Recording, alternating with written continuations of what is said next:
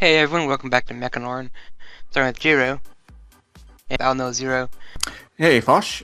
Yeah, so on No Zero, we have a couple episodes to Oh talk about yeah, here. too. We've been away for a little while, so we'll talk about, we'll start with episode 18, The Rose and the Ring, going through the deep forest, and the main sequence that we see in this episode is the battle between Count Merylcian and Slain. They have their duel, and they have some witnesses watching on, and we see that, it's kind of exactly what we expected, that Merylcian would give him a bit of a battle, pretty entertaining battle, but ultimately Slain kills him, and in a very kind of very harrowing way when you think about it, just kind of cuts open the cockpit, and Merylcian just goes, flying off into space on his own to die. Yeah, that was kind of not really gruesome because they didn't show you like the body exploding, which they could have added that in, with the Air Butcher, enjoying things like that. You would think they'd put that in there, but since he's not really there, I guess they're not gonna do that. But yeah, the duel was kind of quick, kind of fast, and it was funny watching it like they're televising it. All the Martians were watching it, like it was like Hmm. some big sporting event, Yeah, you know. it was like Mayweather Pacquiao, which I know a lot of people are looking forward to that fight. Yeah, in space. And, like, surprised they didn't sell like tickets and pay-per-view on Mars.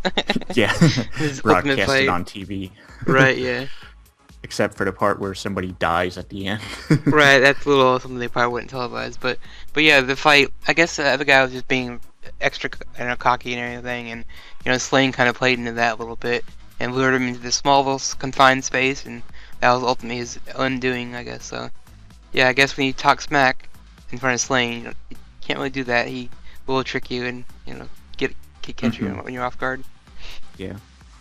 And meanwhile, we have the UFE forces going up against the first cataphract. We had seen this one way back in episode 1 or 2, and this one looked really cool. It kind of looked like it was standing up on the bridge, and it had lasers and stuff. Hmm. So that thing is just dominating. But the with all the communication satellites down and stuff, they trust Inaho in his eye to get him in a position where he can, spot the exact location and sort of get the Deucalion to hit the cataphract. Yeah, it was kind of this quick fight again with them too. Wasn't really a lot of planning. It was just more like just trust Inaho and do what he says, and they did it. And I think his sister's met got her arm blown off, but that's about it. Hmm. No one was really in any danger. I know there was some like I guess some random guys that got killed, but yeah, as far as the main cast, just pretty much just the plan. If Inaho says it, they'll listen, and you'll get through it. I guess that's how it works.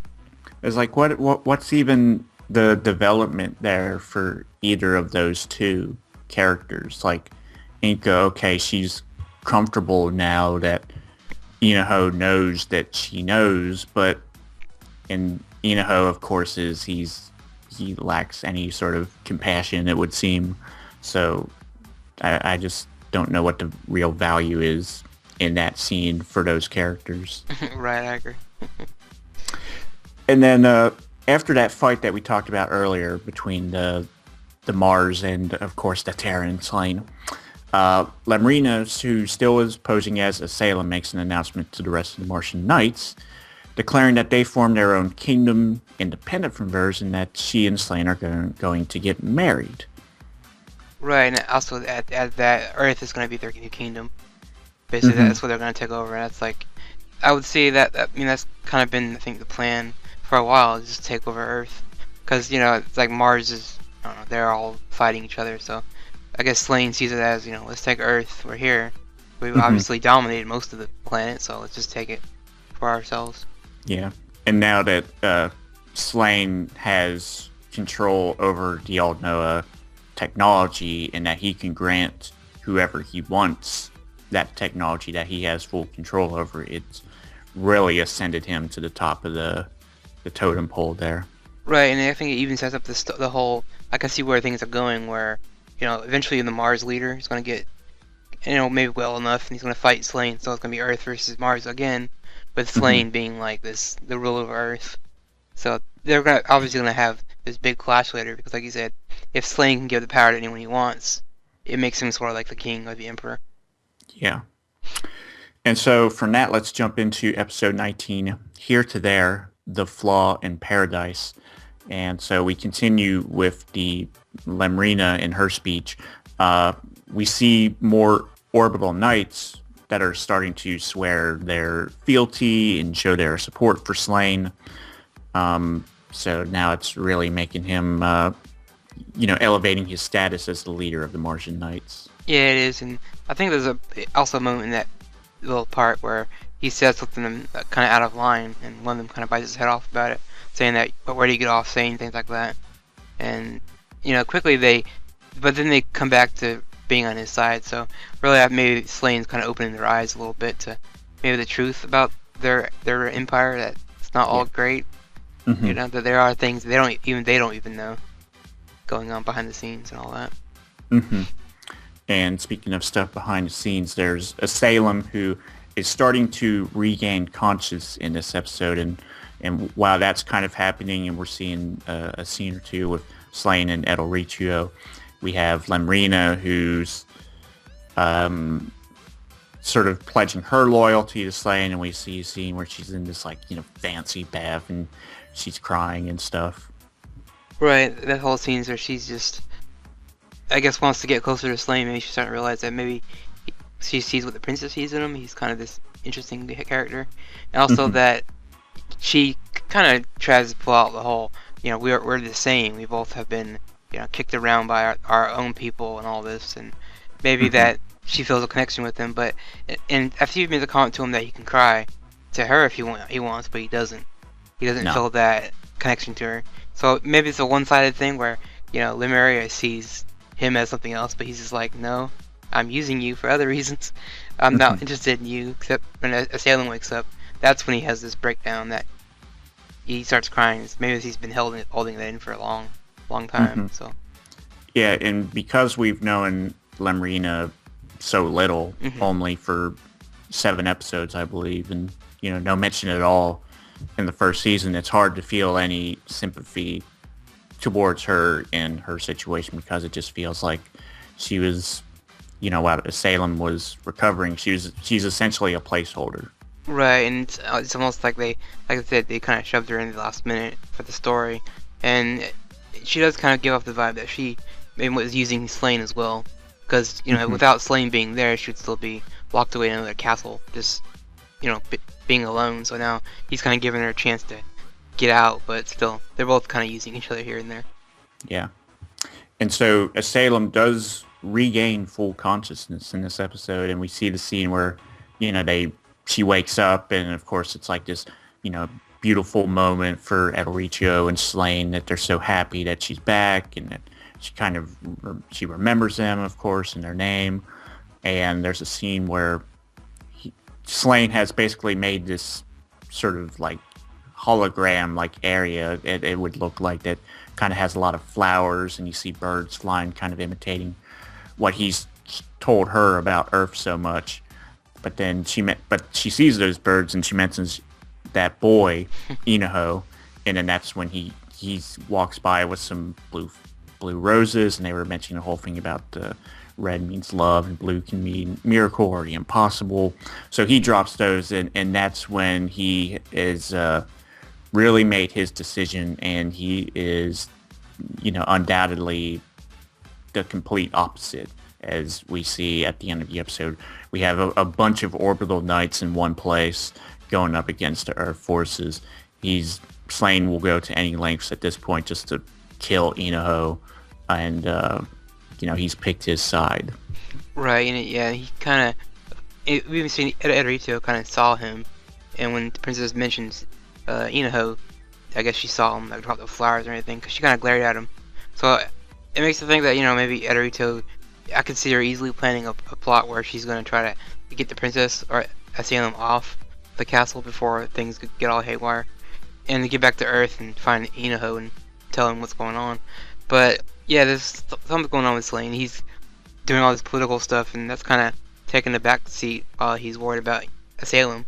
So he's kind of I would say in over his head for a little bit, because he's so worried about her, he's not realizing that there's a big war just around the corner that either he's gonna be a part of, and he only wants to kill Inaho. So it's like he's really not fulfilling his, I guess, mission to be the leader of the new Mars people, I guess. Hmm.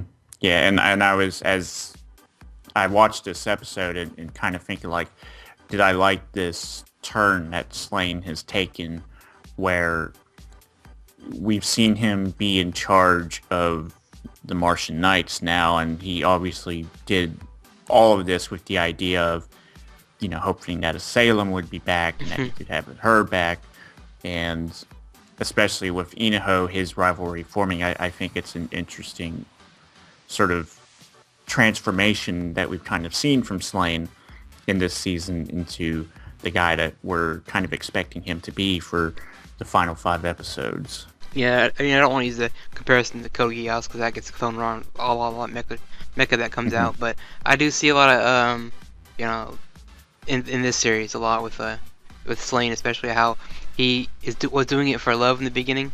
He does find the princess, he likes her generally, but now things have been so twisted that he's now stuck in this war. Now he's like, well, now he's got to go through it.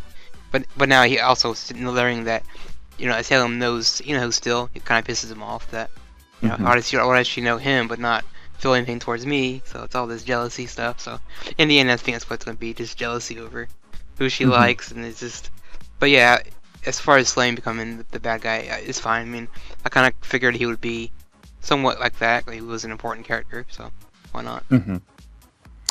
And so for these episodes, also the landing castle, we had another. It had been a long time since we'd seen a landing castle drop, and I mean that's always an impressive thing that this show does, is how they amp up the excitement of a castle drop, and the explosion that comes with it, and now we're getting more than one orbital knight in battle. Like it seems like they've been getting picked off one by one all the time, so why not have a couple in there? Why not just throw the whole kitchen sink at Earth and the UFE forces to this point? So where we're at right now, I am more into All No Zero Season 2 than I believe I've ever been.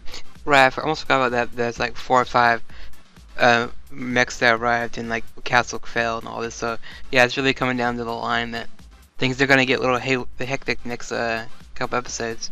And I'm not expecting a lot of character deaths, but if this is the Era Butcher, I would expect to hold that out till about maybe the final 2 episodes. A lot of characters being killed off left and right, but we'll see how it goes down. And yeah, it's like you said, it is getting interesting now. Now that we're kind of over the whole the love thing right now. It's kind of more like, okay, now we're going to war. And that's what the show should be about, instead of the other stuff. But yeah. Yeah, I agree. All right, and let's go on to a couple episodes of Gundam Build Fighters Try. Yep, 2 episodes. We have 18, Ship a Dragon Guerra, which is that continuation of the triplets, the big dragon they form. And a little bit of extra things thrown in, like some reveals on, I guess, Hoshino's new machine transformation. Kind of cool. And real mode. Yeah, the real mode. And to jump in, it's just that one of the triplets, I guess his name is Toshia. He always wanted to be in the Gunpla Academy when he was younger. So that's what kind of inspired him to build Gunpla and play with him and all this and battle. But when he tried out for the school, I guess they sent him a letter saying he was not accepted, and that was his whole, I guess, deal back in the day. Well, that's why he's so mad at the Gunpla Academy and why he wants revenge. And so that brings him into the tournament, which is perfect for him to get his revenge, apparently. Yeah, I was a little surprised that it seems like with everybody except for the Tri-Fighters, is that everything is so individualized with all of these teams, is that like with Minato, he joined a school because of his desire to fight, and we're seeing the character at the end of this episode and the next episode. And with this triplets, it's just one of the kids that really had this drive, and I was kind of thinking that they would, unite them more in their desire to win, because they all seem to have the same mindset and attitude about fighting. Yeah, it does seem weird now that you bring that up. A lot of the teams in the final round, only really like maybe 1 or 2 of them in the team actually have some, deep desire to, a mission to fulfill. You know, Hmm. like this kid Toshia, he's the only one out of the three kids that has this revenge, and the other two are kind of pulled into it along with him, which kind of makes a little sense, but kind of make it better if all three of them were rejected by the same academy. That would make them, Hmm. you would think it'd make them a little stronger. And Yeah, I it's, would say yeah, it's weird.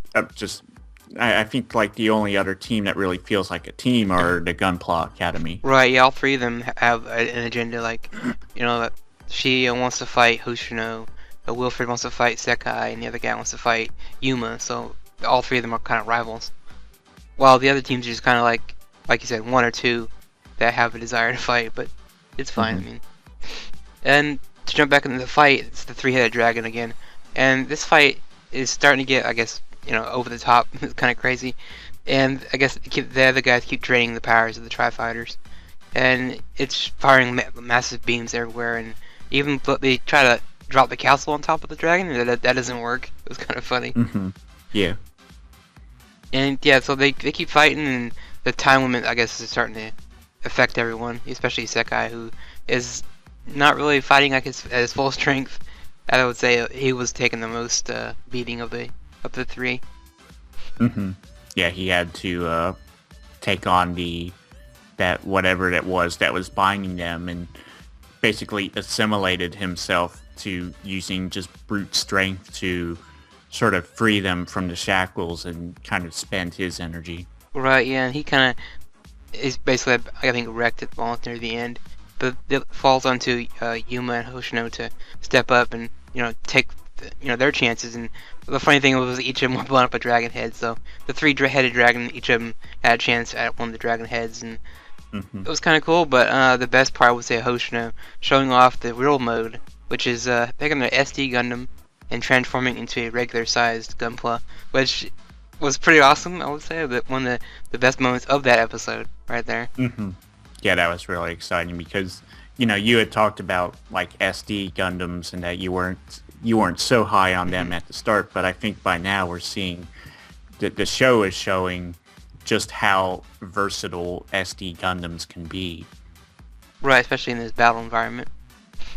Because even Shia was kind of like surprised by it, and she was just like, "Oh, that's my rival." And I'm like, cause I was rolling my eyes a little bit. I'm like, 2 episodes ago, you didn't have anything to do with her, and now she shows this mode off. You're like, "Oh, cool. I want to fight you now." So, but yeah, that was really cool seeing that. But the most random moment was the winning beam, which is this W-shaped laser beam that only has one shot, apparently. Yeah, it was just like Hoshino's personal touch to her attack. Yeah, it was kind of cheesy, but it worked, and she did pretty heavy damage to it, and I think after that they kind of defeat that dragon pretty easily. And like I said, Shia finds a new rival in Hoshino, and Yuma at the end of that episode he gets, I guess, a call from his sister for parts. So that's gonna be interesting seeing him upgrade the burning Gundam. And Sekai Yeah. obviously again in the hospital after fighting a model tournament, which is kind of weird to me, but yeah. But yeah, it kind of, that whole scene with his sister giving him the parts that Iori brought him, is kind of this moment where it was like, this is Sekai's Gundam now. And so it was kind of symbolic that uh, it kind of presented Yuma opportunities to give Sekai more reasons to, fight and take care of your Gundam. Right, the whole passing on the torch type of thing between these, season 1 hero to season 2. And at the end of that, I guess, Yuma's about to head back to the hotel to get the parts and fix the burning when he's kind of ambushed by all these random thugs around the street who are just kind of, oh, what's in the box? Like they, you think they know what's in the box, but they don't. They're just hired by someone else to Mhm. stop them. Yeah, and when you think about who did that, Junya, he's trained in Jigen Hao's school and whatever.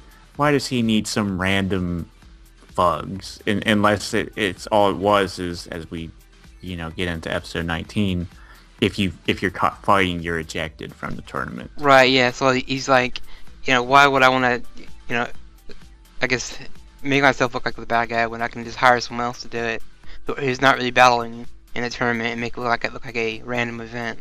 think that's what his plan was. But yeah, that obviously that didn't work. Because 19 we had Fateful Reunion, which tells you the episode right there. It's Junya being this guy from I guess Sekai's past, that they have this little rivalry between each other. But the beginning, like we were talking about a minute ago, that they set these guys to kind of ambush Yuma to steal the parts, and you got the Majins out there with the other girl, with the lady, and they're both like, "Oh, we're witnesses to this. We know you did this." And Junior's just like, "I have no idea what to talk about," and kind of walks off like, "You didn't do anything." Yeah, it's kind of a weird scene when it comes down to it. Yeah, it was kind of weird, and I guess we do learn later on Junior's reasoning for joining the Gunpla tournament was basically to fight Sekai again and maybe get some more strength and more power. So I guess that's his whole deal. He wants to be, better than Sekai at everything. Basically, I think that's what he wants. Yeah, pretty much. Yep. And after that, we get a montage of all the other teams kind of fighting, beating their opponents and stuff. And it leaves like 4 teams at the end. We have the Busters, Busters, Celestial Sphere, which is the Gunpla Academy, and Tri Fighters and Team Titan, which is Junior's new team. And so those are the 4 in, I guess, the final round. So I guess they're gonna fight, and so I'm thinking next week we'll probably see another fight with the other teams. But meantime, it's just Team Titan versus Tri Fighters. Yeah, and in this battle, they essentially, Junya and Sekai. I mean, it was known from the start that we're fighting one-on-one, and you guys go on and you lose to those other guys, and very swiftly, Hoshino and Yuma take care of business, and at this point they're just kind of spectators. Right. I mean, the beginning of that was pretty funny. His teammates are like, "What's the plan?" He's like, "I don't know, plan." And it kind of runs off, and like you said, leaves the other two kind of be picked off by the other two, and it was kind of weak in my opinion. I'm like, I kind of wish that Fumiya and the other kid had a little bit more of a battle with the other two, but I know the focus like this week is supposed to be on Junya and Sekai, and their fight is pretty much like a mirror fight. Other attacks are very similar. In fact, I think the same abilities. Yeah, with the expectation of the, we're going to have Yuma and Minato, I believe that's how the bracket is stacked up, to have them fight and have their moment. And then when the assumption is that they fight the Gunpla Academy, that's when all 3 characters will have their moment. Like the previous episode, that was Hoshino's time to shine. So right now we're kind of getting a tour of the individuals, helping the team succeed. And then, when we get to that final battle, it'll be a team effort all the way through. Right, yeah, it'll pretty much be that way. And like I said, Sekai and Junya, their fighting style is pretty much the same, but Junya surprises, I guess, Sekai by mixing up various martial arts from, I guess, he learned all over the world. And that kind of throws Sekai off a little bit, and it almost looks like Junya would win this fight. I think he would, realistically, because he has more experience, I would say. Yeah, and bigger. Yeah, that's true. And he for people that watched the end of Kill La Kill, he kind of looked like Kiryu and Satsuki with her haircut. Oh yeah, it did. That's true. I was thinking that too. I'm like the guy version of her, but yeah, that's pretty much that would work. And after we get the credit scene, get the after credits, which I always love watching because it's always a big surprise at the after credits. And I guess Sekai before the break was like turn off his fire mode, and he's gonna go full on Phoenix mode, and Junior's just like laughing at him like, "You think that you alone you can do that?" And he does the same exact thing, and his Gunpla kind of grows like this wings, but looks like hair to me. So the next battle, I guess they're setting up this. I guess it's gonna be like an iFest battle where it's gonna be just amazing visuals. Watching these two just beat the hell out of each other. Yeah, I mean, another hand-to-hand Gunpla battle, as we saw the last time Sekai went one-on-one with the boxer guy. Right, yeah, it's gonna be kind of interesting. And again, I'm just, Junya, I think, honestly would win this fight, but I think I know how it's gonna go down. But I was thinking later after watching the episode again, I'm like, wouldn't it be kind of funny if they actually lost this fight and they didn't move on to the next part of the tournament? But then I'd be like, well, how would you tie them back in? But I would guess maybe you would have the other team, maybe one of them cheated to get in, and that would put the Tri Fighters back in the tournament. But I'm thinking Minato's team probably wouldn't cheat, and obviously the Yeah, Gunpla Academy wouldn't cheat, so it's like Yeah. there's really no option for that to happen, I guess. Yeah. That would be a funny. Oh shoot. Sorry. That would be a funny twist if, like when you watch sports and you see, oh, this guy did steroids, or this team had an ineligible player. Like, what if they had that in Gundam? Like, this guy had illegal parts that he bought on the black market. Yeah, or like this guy he's actually in his 40s. He's not supposed to be in a tournament. He's disqualified. Yeah. It's like the that movie Bad Words, where Jason Bateman was like 20-something or 30-something guy that was competing in the kids spelling bee. Yeah, I've seen that, and like Johnny Knoxville, he's trying to be in the Special Olympics. So, but yeah, I don't see that happening. But yeah, it's gonna be interesting next week, or actually tonight. Episode 20 is out. So, but yeah. So, what do you think of these two episodes? I mean, for me, I like that Junior finally appeared. It's been this big mystery of like, who's this guy? Who's this guy? And now he's finally out in the open. So now we get to see that. Mm-hmm. Yeah, pretty solid episodes. I love of course, the reveal of real mode with Hoshino's winning was great. And, only just for talking about now did I realize that they were doing a pattern where they were going to have individual showcases in the Build Fighters battles leading up, assumedly to the championship round. But, they've been entertaining so far. Right, yeah, they've done a real good job on that. And I think I've kind of agree on all that. Just seeing her do something is pretty neat. And extras from both episodes. Again, real mode was really, really awesome to see. Junya is really creepy. He comes off as this creepy guy. And I learned that he's actually voiced Alilia from Gundam Double, which is very fitting. Considering how, in that series he kind of goes a little mental, a little crazy at the, I guess, second half. So that fits pretty well. Even though I was thinking he was Mundachi from Petal, because it's a character who's very creepy like that too. He's very, I guess, kind of in your face, this weird character. But he's not. I was like, damn, it would have fit if it was him. But yeah, but. And as for me, as a fan of Hajime no Ippo, there was a very brief scene where Junya did the Dempsey roll on Sekai. Oh yeah, I think.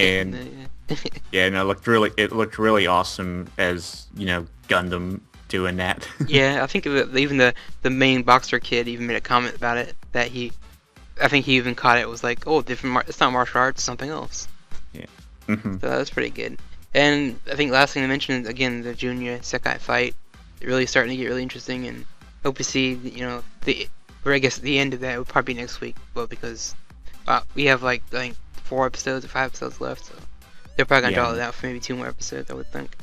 Yeah, and 3 more matches with the semifinals and the championship. Right, yeah.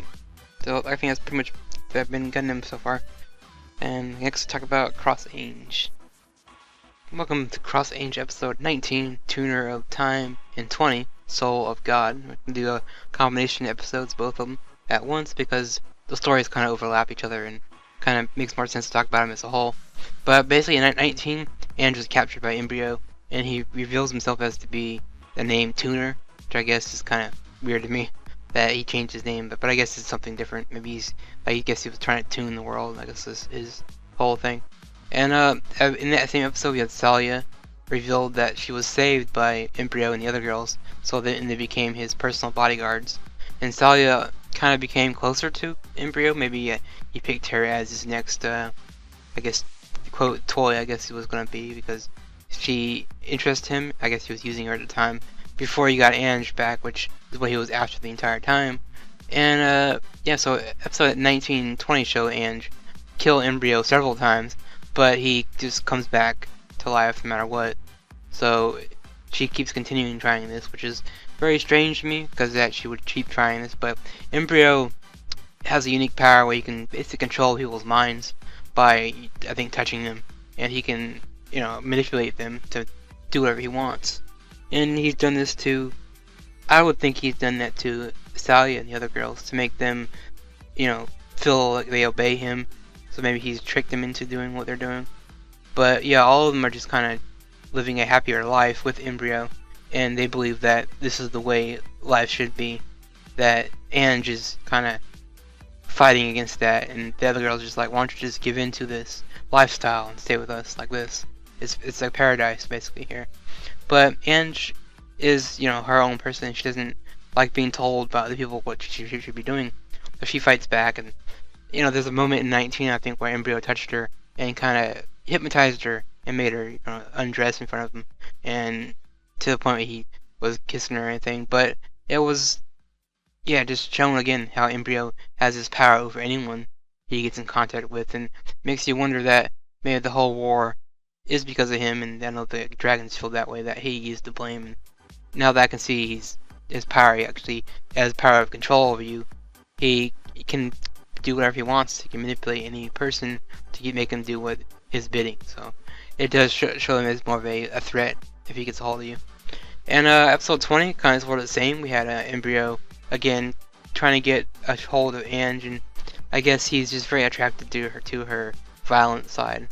When she stabs him in the hand in episode 20, he doesn't say anything. It hurts him a little bit, but he finds that to be interesting about her. He likes her violent side.